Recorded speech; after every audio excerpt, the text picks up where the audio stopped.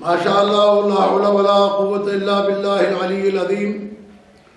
اعوذ باللہ السمیع العلیم من الشیطان اللعین الرجیم. بفضل بسم اللہ الرحمن الرحیم وبہ نستعین وهو خیر ناصر ومعین. الحمد للہ وکفى وسلام علی عباده الذین اصطفى. اما بعد فقد قال اللہ سبحانہ وتعالی فی محکم کتابہ الکریم. بسم اللہ الرحمن الرحیم. لولا نفر من كل فرقة طائفة منهم ليتفقهوا في الدين ولينذروا قومهم إذا رجعوا إليهم لعلهم يحذرون. سامعین گرامی قدر، السلام علیکم ورحمۃ اللہ وبرکاتہ. یہ ہمارا دوسرا خطبہ ہے، یہ ہماری دوسری نشست ہے جس میں ہم فقہا اور تقلید کے حوالے سے آپ کے سامنے گفتگو کریں گے. یہ آیہ کریمہ میں نے پہلے بھی تلاوت کی تھی، اس کی تھوڑی سی وضاحت کرنا چاہتا ہوں، اور وہ یہ کہ اللہ تبارک و تعالیٰ نے پوری قوم پر علم کو حاصل کرنا واجب قرار نہیں دیا ہے. علم کا حصول واجب کفائی ہے. اگر پوری قوم میں سے ایک آدمی بھی حاصل کر لے تو پوری قوم پر سے بوجھ اتر جائے، اور اگر پوری قوم میں سے ایک قوم کا فرد بھی اس علم کو حاصل نہیں کرتا تو پوری قوم گناہ گار ہوگی. جیسا کہ نماز جنازہ، تجہیز و تکفین، یہ سب واجب کفائی ہے. لہذا حصول علم کو بھی واجب کفائی میں رکھا گیا تاکہ زندگی کے دوسرے معاملات بھی اپنی جگہ کے اوپر مستحکم ہوتے رہیں. اس لیے کہ اگر سارے کے سارے تفقہ فی الدین میں لگ جائیں گے تو ڈاکٹر کون بنے گا، انجینئر کون بنے گا، پروفیسر کون بنے گا، لیکچرر کون بنے گا، سائنسدان کون بنے گا، کیمسٹ کون بنے گا. یہ ساری چیزیں بھی ہماری ضروریات میں سے ہیں. لہٰذا جب یہ ساری چیزیں ہماری ضروریات میں سے ہیں تو ان کو بھی پورا کرنا ہے. اسی لیے ایک طبقے کے اوپر یہ لازم قرار دیا گیا کہ تم نے تفقہ فی الدین کرنا ہے، اور تفقہ فی الدین جس نے کیا ہے اسی کو شریعت نے یہ حق بھی دیا ہے کہ وہ دین کے معاملات میں بولے. ہمارے معاشرے میں جو سب سے بڑی اس وقت خرابی ہے وہ یہ کہ دین وہ مسکین ہے، مظلوم ہے، کہ جسے دیکھو وہ دین کے معاملے میں یہ کہتا ہے کہ میں یہ سمجھتا ہوں، میں یہ جانتا ہوں، میرا عقیدہ یہ ہے. بقول علامہ مرزا محمد اظہر صاحب علی اللہ مقامہ کے کہ صحیح سے پڑھی تو تحفۃ العوام بھی نہیں ہے، اور باتیں اجتہاد اور مجتہدین کی کرتا ہے. دیکھنے کو قرآن مجید بھی ناظرہ پڑھنے کی صلاحیت نہیں رکھتا ہے، لیکن فتویٰ جاری کرتے ہیں. اسی لیے جس معاشرے میں مداخلت در معقولات بڑھ جائے اس معاشرے کی صورتحال کبھی بہتر نہیں ہوتی. مثلا کوئی بیمار ہو جائے تو علاج معالجے کا ذمہ ڈاکٹروں کا ہے، عوام الناس کا نہیں. لیکن ہمارے بر صغیر میں آپ کسی محفل میں اپنے کسی مرض کا تذکرہ کر کے دیکھ لیجئے، اتنے نسخے لوگ آپ کو لکھوائیں گے کہ ایک پوری کتاب مرتب ہو سکتی ہے. اسی طریقے سے دین کے معاملے میں ہر آدمی اپنا عقیدہ بیان کرتا ہے کہ میں یہ سمجھتا ہوں، میں یہ سمجھتا ہوں، میرا عقیدہ یہ ہے. میں ایک چھوٹی سی مثال آپ کے سامنے پیش کرتا ہوں. پانچویں امام محمد باقر علیہ السلام بچپن میں ظاہری عمر میں 2-3 سال 4 سال کی عمر ہے تو آئے اپنے بابا کے پاس، امام سجاد علیہ السلام کے پاس محفل میں حرم سرا سے.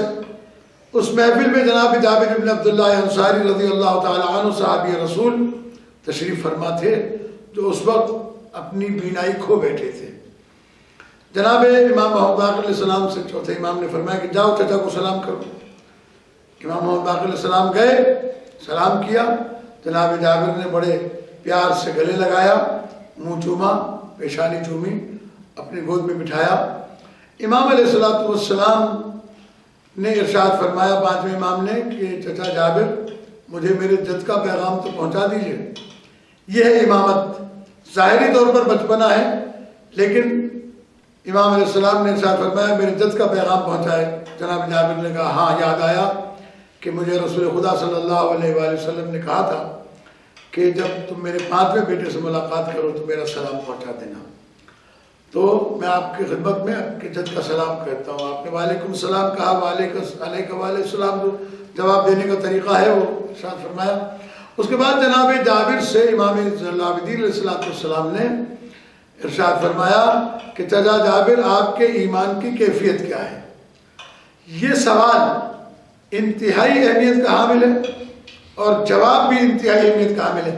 اگر ہماری عوام، ہمارے لوگ، ہمارے شعراء، ہمارے زعماء جو تفقہ فی الدین نہیں رکھتے ہیں، اگر اس سوال کو سمجھ لیں تو سارے جھگڑے ختم ہو سکتے ہیں۔ امام علیہ السلام کے جواب میں جناب جابر بن عبداللہ انصاری فرماتے ہیں کہ مولا میں بڑھاپے کو جوانی پر، بیماری کو صحت پر اور غربت کو دولت پر ترجیح دیتا ہوں۔ کیوں کہ غربت میں جتنا خدا یاد آتا ہے دولت میں یاد نہیں آتا، بڑھاپے میں جتنا خدا یاد آتا ہے جوانی میں یاد نہیں آتا۔ اسی طریقے سے صحت میں، بیماری میں جتنا خدا یاد آتا ہے صحت میں یاد نہیں آتا ہے۔ امام علیہ السلام نے فوراً ایک جملہ کہا کہ چچا جابر یہ میں کیا ہے؟ جناب جابر بن عبداللہ انصاری ظاہر ہے کہ پیغمبر کے صحابی بھی ہیں اور پھر معصومین کے رفیق بھی ہیں، معصومین علیہ السلام کے ساتھ بھی رہے ہیں۔ فوراً گھبرا کر پوچھا مولا پھر کیا اس سوال کا جواب آپ ارشاد فرمائیں؟ تو میرے امام نے ارشاد فرمایا کہ ہم آل محمد نہ جوانی کو بڑھاپے پر، نہ بڑھاپے کو جوانی پر، نہ مرض کو صحت پر، نہ صحت کو مرض پر، نہ غربت کو دولت پر، نہ دولت کو غربت پر ترجیح دیتے ہیں، بلکہ ہم یہ دیکھتے ہیں کہ اگر خدا دولت میں راضی ہے تو ہم دولت میں راضی، اگر وہ غربت میں راضی ہے تو ہم غربت میں راضی، اگر وہ ضعیفی میں راضی ہے تو ہم بڑھاپے میں راضی، اگر وہ جوانی میں راضی ہے تو ہم جوانی میں راضی، اور اگر وہ صحت میں راضی ہے تو ہم صحت میں راضی، اگر وہ مرض میں راضی ہے تو ہم مرض میں راضی۔ امام علیہ السلام نے ایک بات واضح کر دی کہ لفظ میں جہاں آئے گا وہاں سے دین رخصت ہو جائے گا، چاہے وہ عقائد کی دنیا ہو، چاہے وہ مسائل کی دنیا ہو۔ جب آدمی کہے میں یہ سمجھتا ہوں، میرا ماننا یہ ہے، میرا عقیدہ یہ، میں یہ کہتا ہوں، تو میں آئی اور دین گیا۔ اسی لیے امیر المومنین علیہ السلام کا بڑا خوبصورت جملہ آپ کی خدمت میں ہدیہ کرتا ہوں۔ کتاب تحف العقول عن آل رسول میں میرے امام نے جناب کمیل رضی اللہ تعالیٰ عنہ کو وصیت کرتے ہوئے جو ایک طولانی وصیت ہے اس میں ارشاد فرمایا کہ یا کمیل لا تأخذ الا عنا تکن منا، اے کمیل کوئی چیز کسی سے نہ لینا، جو کچھ لینا ہو وہ ہم آل محمد سے لینا۔ تکن منا تو پھر تو ہم میں سے ہو جائے گا، ایک ہے ہمارا ہونا اور ایک ہے ہم میں سے ہونا۔ مولا قیامت تک کے لیے منا اہل البیت کی سند کھول کے جا رہے ہیں کہ جو شخص صرف ہماری بات سنے گا اور ہماری بات پر عمل کرے گا وہ ہمارا نہیں رہے گا، وہ منیت میں شامل ہو جائے گا، جیسا کہ پیغمبر اکرم صلی اللہ علیہ وآلہ وسلم نے جناب سلمان کے عمل کو دیکھتے ہوئے منیت کی سند عطا فرمائی تھی۔ یہی سند امیر المومنین علیہ السلام اپنے شیعوں کو عطا فرما رہے ہیں، اور ظاہر ہے کہ سند وہی دے سکتے ہیں، ہر آدمی کے پاس سند نہیں ہے کہ وہ دے کر اپنی جان چھڑا سکے۔ لہذا ایک بات یاد رکھیے گا کہ قرآن نے کہا جس نے تفقہ فی الدین نہیں کیا ہے اسے بولنے کا حق نہیں ہے، اپنے تمام معاملات میں اختلافات میں اللہ و رسول کی طرف رجوع کرنا ہے۔ اب اس کے لیے میں ایک حدیث چھٹے امام جعفر صادق علیہ السلام کی پیش کرتا ہوں۔ میرے چھٹے امام جعفر صادق علیہ السلام کے پاس ایک گروہ آیا کسی مسئلے میں، اس نے آگے اپنا معاملہ پیش کیا، امام نے قرآن و حدیث کی روشنی میں اس کے فیصلے کو حل کیا۔ جب اس کا مسئلہ حل ہو گیا تو امام علیہ السلام سے جب وہ رخصت ہونے لگے انہوں نے ایک جملہ کہا کہ مولا ہم بہت دور سے آئے ہیں اور روزانہ ہمارے لیے ممکن نہیں ہے کہ ہم آپ کے پاس آئیں، ہماری بستی میں، ہمارے معاشرے میں بہت سارے معاملات ایسے ہیں کہ جو ابھرتے ہیں اور اس کے لیے پھر ہم آپ کے پاس نہیں آ سکتے، تو کیا ہمیں اجازت ہے کہ ہم عدالت دنیاوی میں یعنی حکومت کی عدالت میں جا کر ان کے قاضی سے اپنا فیصلہ کرا لیں؟ امام نے فرمایا نہیں، تم جب ہم سے دور ہو اور آنے کی سکت نہیں رکھتے ہو تو اس وقت فانظروا الی من نظر فی حلالنا و حرامنا وعرف احکامنا، پھر تم ایسے شخص کی طرف جانا، تلاش کرنا کہ جو ہمارے حلال و حرام پر نظر رکھتا ہو، نظر سے مراد جانتا ہو، گہری طریقے سے ہمارے احکامات حلال و حرام کو پہچانتا ہو، اور عرف احکامنا، اور ہمارے احکامات کو سمجھتا ہو۔ ایسے میں امام علیہ السلام نے پابند کر دیا کہ دور کوئی بھی ہو، تمہیں جاہلوں کے پاس جانے سے بہتر یہ ہے کہ فقہا کے پاس جاؤ، راویان حدیث کے پاس جاؤ۔ اور میں اکثر و بیشتر کہا کرتا ہوں دوستوں سے کہ معصوم نے ہمیں راوی کے حوالے کیا ہے، روایت کے حوالے نہیں۔ اگر روایت کے حوالے کیا گیا ہوتا تو پھر آپ حدیثوں کی کتابیں اٹھا کے اپنے لیے مسائل تلاش کر سکنے کا حق رکھتے تھے، لیکن اگر معصوم نے راوی کے حوالے کیا ہے تو پھر ہمارے یہاں یہ عقیدہ نہیں پایا جاتا کہ حسبنا کتاب اللہ یا حسبنا کتاب الحدیث، ہمارے لیے حدیث کی کتاب کافی ہے یا ہمارے لیے اللہ کی کتاب کافی ہے۔ ہم اس عقیدے کے ماننے والے ہیں کہ اللہ کے ساتھ، کتاب کے ساتھ ہمارے پاس اہل بیت ہیں، اور اس زمانے میں کتاب و اہل بیت کو اگر جمع کرنا ہو، اسی لیے میرے استاد محترم مولانا غلام مہدی صاحب قبلہ علیہ مقامہ فرمایا کرتے تھے بڑا خوبصورت جملہ، کہ جب ان سے کہا گیا ایک مرتبہ کہ مولانا آپ کافی دنوں کے بعد مدرسے آتے ہیں، تو انہوں نے کہا بھائی میری طبیعت ناساز رہتی ہے، اور پھر یہ کہ تمہارے پاس آ کر کیا ملے گا سوائے دنیا کی 4 باتوں کے، اور کیا ہو سکتا ہے؟ میں وہاں رہتا ہوں اپنی لائبریری میں اور معصومین کی محفل میں رہتا ہوں۔ تو تعجب کے ساتھ پوچھا گیا ان سے کہ کیا آپ کے پاس معصومین تشریف لاتے ہیں؟ تو انہوں نے ارشاد فرمایا کہ معصومین آتے نہیں ہیں، لیکن جب میں کتابیں اٹھاتا ہوں تو کسی جگہ لکھا ہوتا ہے قال رسول اللہ صلی اللہ علیہ وآلہ وسلم، کہیں لکھا ہوتا ہے قال علی علیہ السلام، کہیں لکھا ہوتا ہے قالت فاطمہ سلام اللہ علیہا، کہیں لکھا ہوتا ہے قال ابا عبداللہ الحسین، وغیرہ وغیرہ۔ تو کہا میں یہ سمجھتا ہوں کہ میرا معصوم بول رہا ہے اور میں سن رہا ہوں، لہذا اس زمانے میں 14 کے 14 معصومین کی صحبت اختیار کی جا سکتی ہے، لیکن شرط یہ ہے کہ قرآن اور حدیث کو سمجھنے کے لیے اپنی سمجھ کا استعمال نہ کریں، بلکہ جنہوں نے قرآن و حدیث کو آل محمد علیہ السلام کے فرمان کے مطابق سمجھا ہے، اس کو حاصل کر لیا ہے، ان کے پاس جائیں۔ اب ایک سوال پیدا ہوتا ہے کہ ہم معصوم کی تقلید کرتے ہیں، غیر معصوم کی تقلید نہیں کرتے۔ میں اس جگہ پر بڑا آسان سا جملہ آپ کے سامنے بتا دیتا ہوں کہ معصوم کی تقلید نہیں ہوتی ہے، معصوم کی اطاعت ہوتی ہے۔ ایک چیز اطاعت میں اور تقلید میں فرق ہے۔ اصل میں نے اگر کسی مجتہد کا کہنا نہیں مانا اور میں نے اس کے حکم کے خلاف کوئی کام کر لیا تو میں گناہگار ہوں گا، لیکن اگر معصوم کا کہنا نہیں مانا تو میں دائرے ایمان سے خارج ہو جاؤں گا، پھر میرے لیے شفاعت اور قیامت کے دن اہل بیت علیہ السلام کی رفاقت بھی ممکن نہیں ہوگی۔ اس کے لیے میں مولا کائنات ہی کا فرمان آپ کے سامنے پیش کیے دیتا ہوں۔ امیر المومنین علیہ السلام اسی تحف العقول میں جناب کمیل کو وصیت کرتے ہوئے فرماتے ہیں المؤمن من قال بقولنا، مومن وہ ہے جو بات کرتا ہے ہمارے قول کے ساتھ، فمن تخلف عنہ قصر عنا، جس نے ہمارے قول کی مخالفت کی اس نے ہمارے حق میں تقصیر کی، ومن قصر عنا، اور جس نے ہمارے حق میں تقصیر کی لم یلحق بنا، قیامت کے دن وہ ہم سے ملاقات نہیں کرے گا، ومن لم یلحق بنا، اور قیامت میں کے دن جو ہم سے ملے گا نہیں، فهو فی الدرک الاسفل من النار، اسے فرشتے اٹھا کر جہنم کے آخری طبقے میں پھینک دیں گے۔ لہذا معصوم کے ساتھ مربوط رہنے کے لیے ہمیں قرآن و حدیث سے رابطہ رکھنا ہے، قرآن و حدیث سے رابطہ رکھنے کے لیے فقہائے آل محمد سے رابطہ رکھنا ہے اور ان کی اطاعت گزاری کے اندر زندگی گزارنی ہے۔ اب ایک مسئلہ آتا ہے کہ ہم تو تقلید ہی نہیں کرتے، یہ ممکن ہی نہیں ہے، یہ جملہ جو ہے یہ عبث ہے۔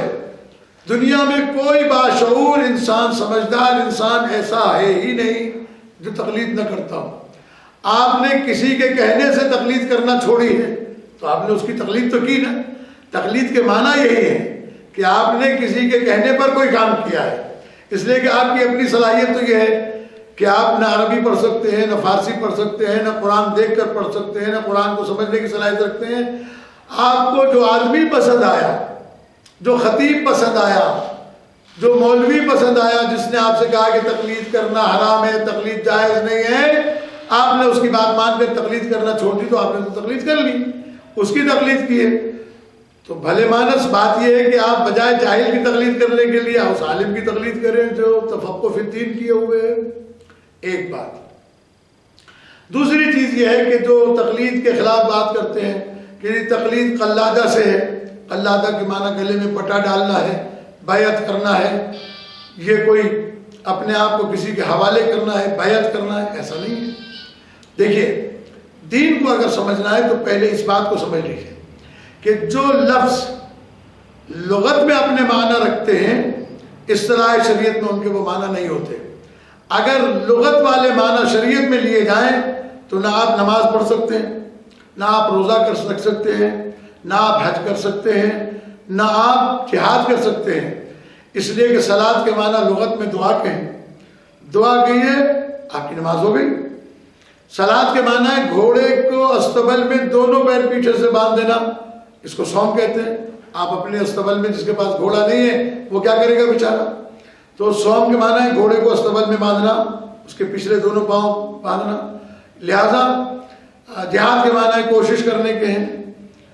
تو عزیزان گرامی، لغت سے دین نہیں بنتا ہے۔ لغت میں لفظ کے معنی کچھ اور ہوتے ہیں، وہی لفظ جب شریعت کی اصطلاح میں آ جاتا ہے تو شارع مقدس اس لفظ کو ایک مخصوص عمل کے لیے، ایک مخصوص کام کے لیے منتخب کرتا ہے۔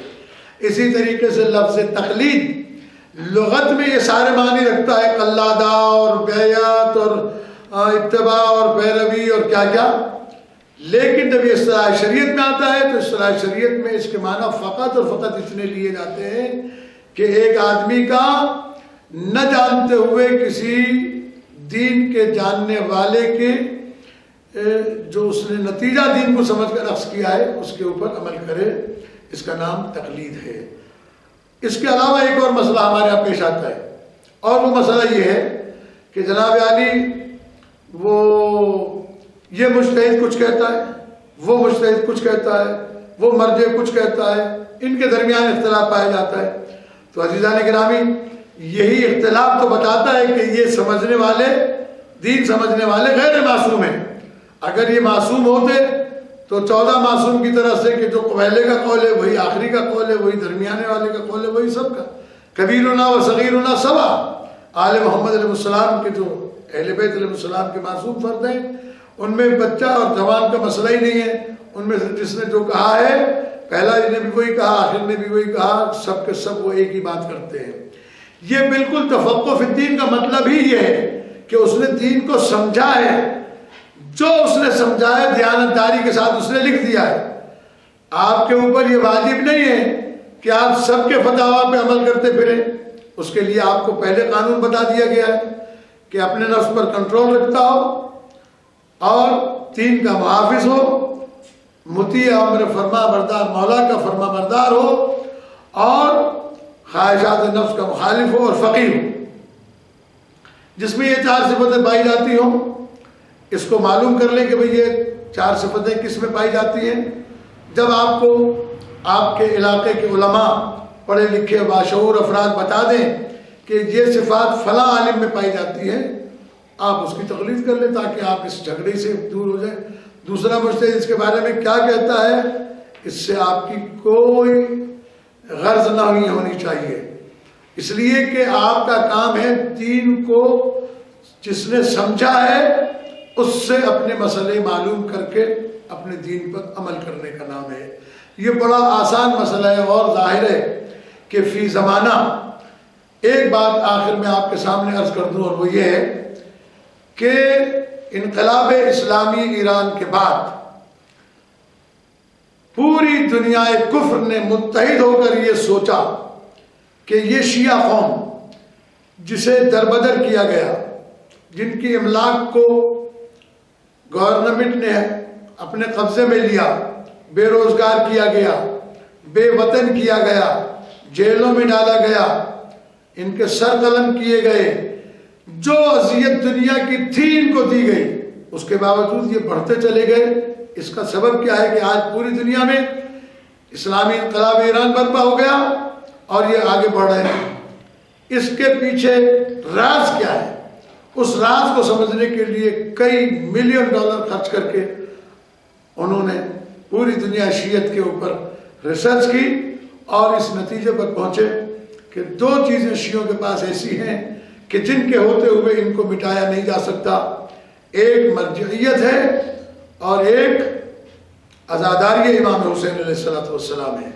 جب تک یہ دو چیزیں ان کے پاس ہیں شیعوں کو نہیں مٹایا جا سکتا، لہذا انہوں نے بجائے اس کے کہ شیعوں کا قتل غارت گری کرتے، انہوں نے شیعوں کے وہ لوگ خریدے جنہوں نے مرجعیت کے خلاف زبان کھولی، جنہوں نے مرجعیت کے خلاف لوگوں کو اکسایا، اور دوسرا عزاداری کے خلاف لوگوں کو اکسایا، اور اس کے واضح نتائج ہمارے سامنے آ رہے ہیں۔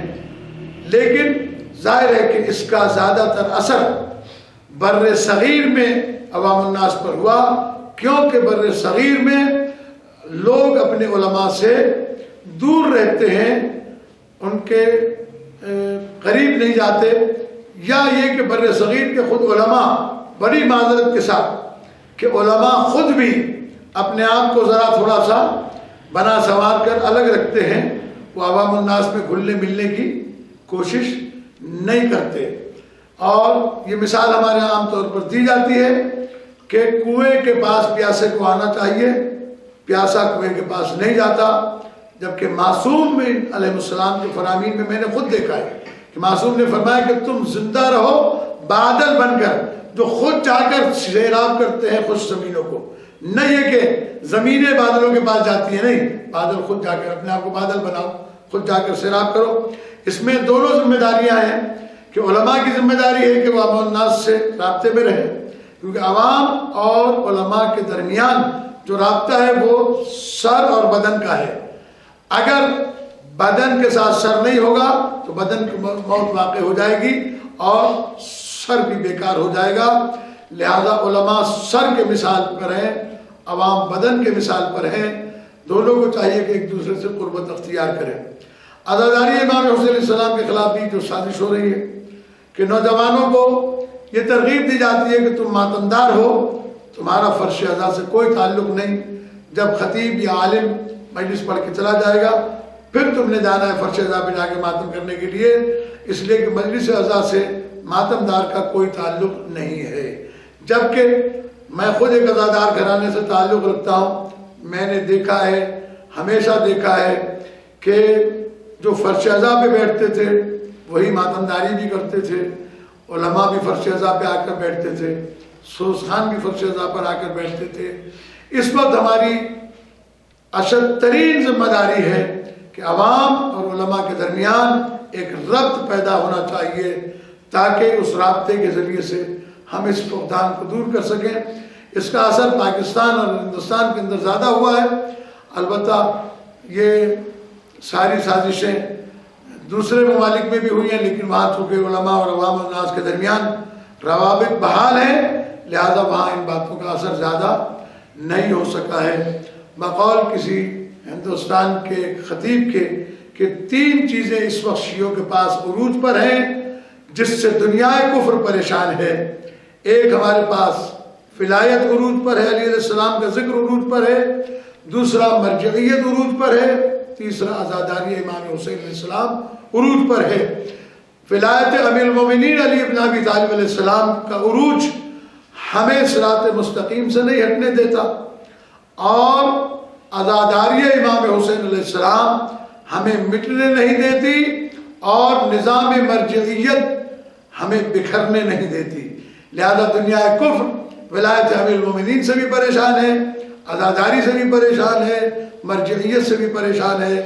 میں اپنے سامعین سے گزارش کروں گا کہ میری گزارشات پر توجہ فرمائیں، غور کریں اور کوشش کریں کہ علماء سے نزدیک ہوں، اقوال معصومین پڑھیں، سنیں اور سمجھنے کی کوشش کریں۔